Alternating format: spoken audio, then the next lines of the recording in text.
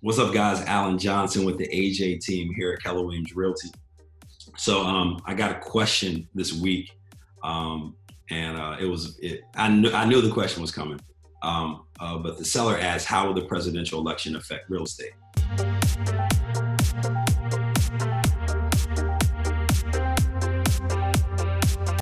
And it's a question I think we're going to get more and more as we get closer to arguably the most important election that we will ever have. So first and foremost, make sure you go vote.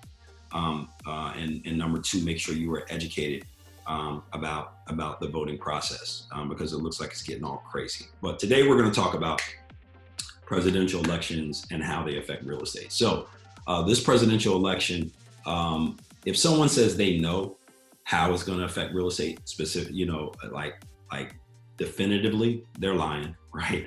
And my answer to the question is, I don't know. I can make an educated guess, right? I've been through four in my real estate life. I've been through four presidential elections, and I've been selling real estate at a high level all four of those times. So there's certain things that I've seen, right, that I'll share with you as we get into the video.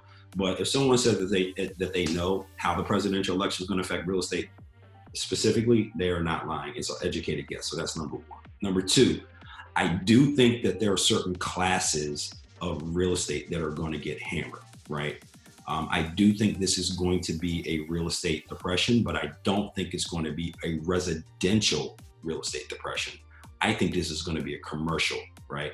So I'm thinking about things like office space, right, and retail. And the reason why I think those are two things that are going to be affected by the election of real estate, by the presidential election when it comes to real estate, is because if this virus continues to be here, and if these are the things that we're going to be handling in our future, right, different types of viruses, are we going to be going into offices, right? I've got clients who already their jobs are saying they're not going back until like next year, well into next year.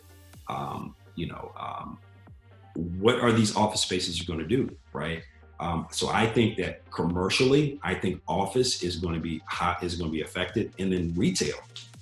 I drove past Potomac Mills Mall, and it's a ghost town, and it's been a ghost town for the past 8 months, right? We were in Tampa, at the start of this, and the mall was a ghost town, right? So these retail spaces, right? I drove through Stonebridge over in Woodbridge, and there were like 4 or 5 retail spots that were closed, that were open at the beginning, that are closed. Like, and what if we go through another 4 or 5 months of this? Like, how many of these businesses are going to close? So I do think this is going to be a commercial reset more so than a residential.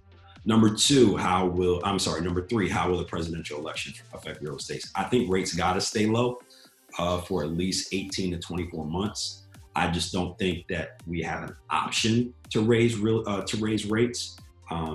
We are going to have to pay the piper when it comes to all this money that we are printing and what we are doing to the economy. So I just don't think rates are going to move. And I think no matter who gets elected, I think rates are going to have to stay where they are for the foreseeable future. I think you are going to see a temporary slowdown in residential, right? So every election year in November is typically slower. Now realize I've been through 4 of them, right?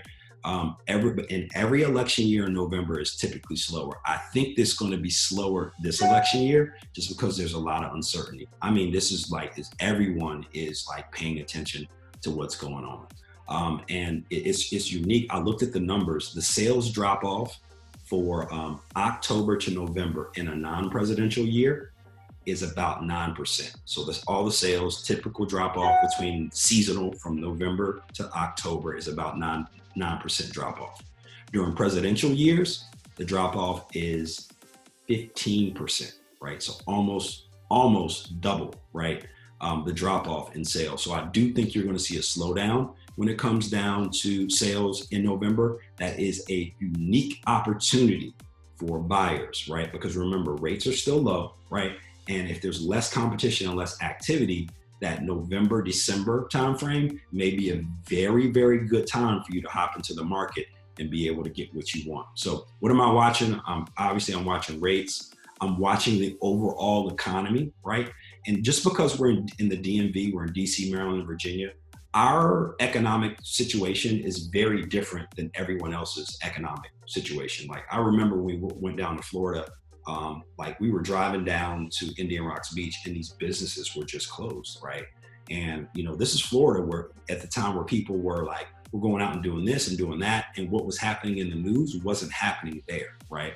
And I think it's something that we need to be reminded of, because we're in this DMV bubble and we're supported by the government, we're supported by tech, we're international hub. Our reality is very different than the realities of what's going on, 2 hours north, 2 hours west, 2 hours south, right? And then last but not least, I'm watching the unemployment, right? So right now, the unemployment numbers are staggering in specific, all over, but they're staggering when it comes to things like travel, hospitality, transportation. We talked about retail space, gas stations, education, right? What if these kids next year decide not to go back to school? They just decide to go to community college, right, for a year or 2 years before this pans out? What happens to schools that have like these big sports teams, where these towns are dependent upon people coming, these concert venues? They're just a long list of parts of the economy that are affected. So these are the things that I'm looking out for. I think that there's still opportunities during this election cycle. And if you really want to sit down and talk about those opportunities, if you're a move up buyer, I think November is a wonderful, it may end up being a very advantageous time for you to move up, because what happens is people are selling something cheaper, which isn't as affected by presidential shift. Those townhouses, those small single families are going to sell regardless, because everyone's looking for that. But you're buying something where it's going to be a little bit less competition, and that's going to play out in your favor. So if you guys are thinking about that stuff, give me a call. Alan Johnson with the AJ team. You have the dream, we have the address, and you better go vote. And go vote early. It's going to be crazy on November the 4th. Go vote early. Go do your civic duty. There are a lot of people that died and struggle for the right for people like me and people like you to go vote. So make sure you take that serious. All right. Talk to you soon. Peace.